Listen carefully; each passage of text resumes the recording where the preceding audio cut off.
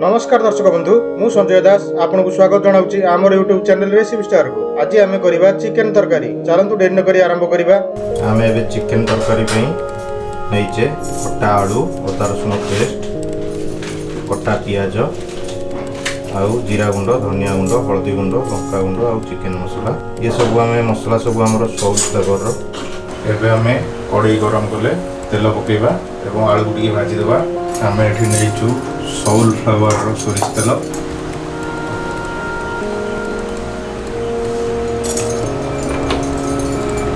तेल गरम है एवं आम आलू पकेबा।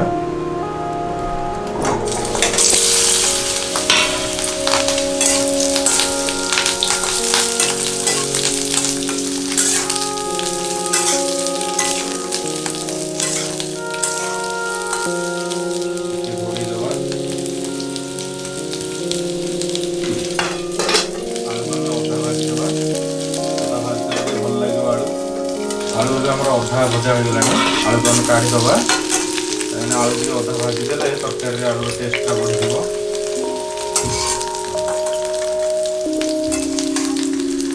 बर्तमान आलू को गोटे प्लेट को काढ़ीदबा।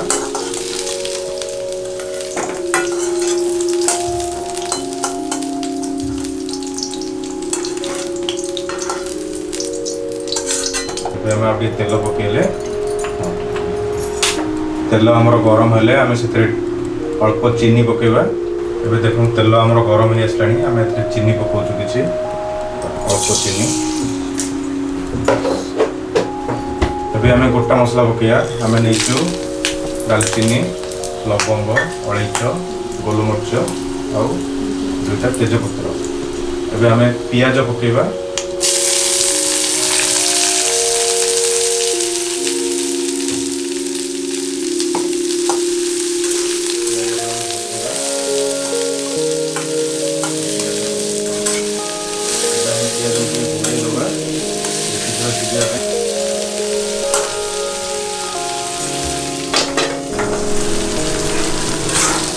पियाज को आम मध्य गोलैदबा। पियाज आस्ते आस्ते कलर आसला आगे पियाज कलर आसीगले आम मसला ऐड करवा। आगे घोड़ेदेलु घोड़ेदेले कौन हम पियाज टा शीघ्र सीझीज। आंच को मीडियम फ्लेम रखीचे।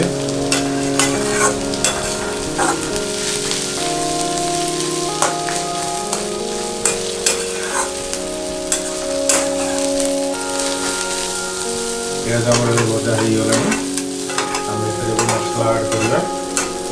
साथे अदा रसुण पेस्ट दूसु अदा रसुण पेस्ट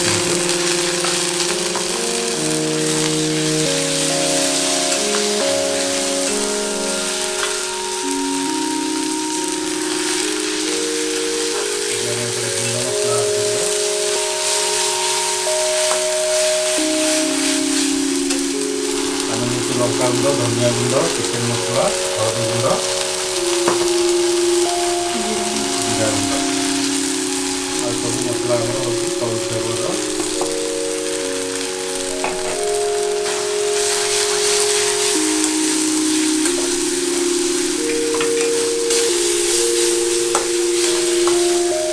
अल्प पानी देवा। स्वाद अनुसार लुण देवा।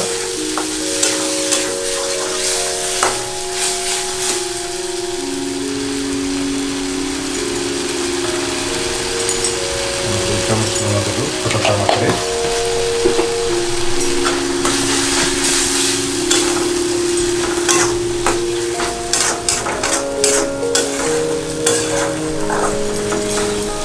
गोल अल्प टे पानी दवा। पानी देकी गोलेगा मसला प्राय हो आसला।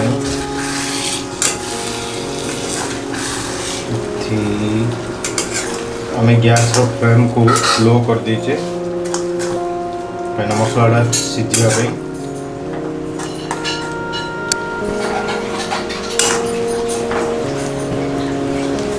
आउ टे घोड़ेदबा।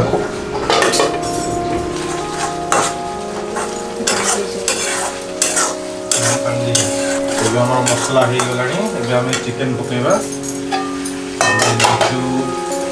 अध किलो चिकेन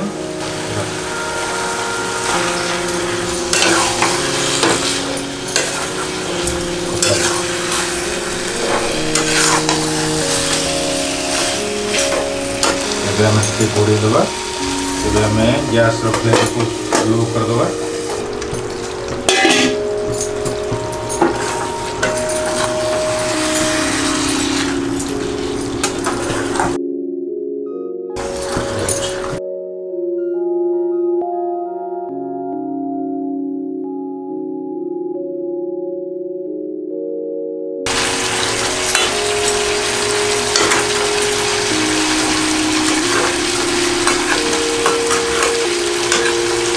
ଏବେ ଆମର ଆଳୁ ପକେଇବା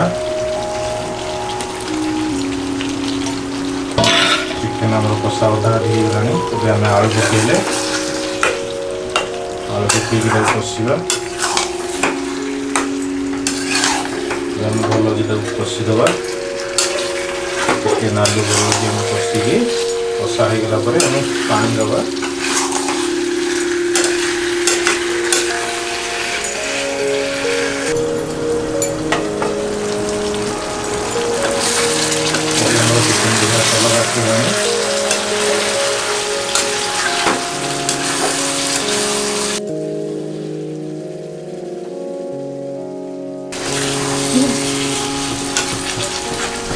चिकेन कषा हो आसला तेज आम पानी देदेबा पानी देकी घोड़े देवा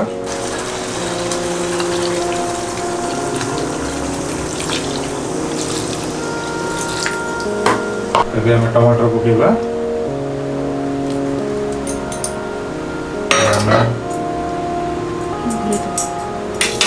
आम किस समय घोड़े देवा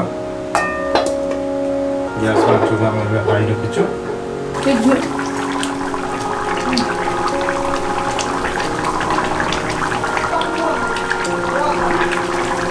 चिकेन तरकारी आम हो गला आम भी गैस फ्लेम को लो करदे एबे आम गरम मसला और धनिया पत्र पकेबा एबे आम गरम मसला पकेले एबे आम धनिया पत्र पकेबा आपण भी एपरी बनातु आ टेस्ट करंतु आपण जदि किछि भल रेसिपी जानिछन्ती आम सहित जोगाजोग करंतु आमे ता शूट करिवु एवं दर्शकों देखाइबु रहउछु जय जगन्नाथ।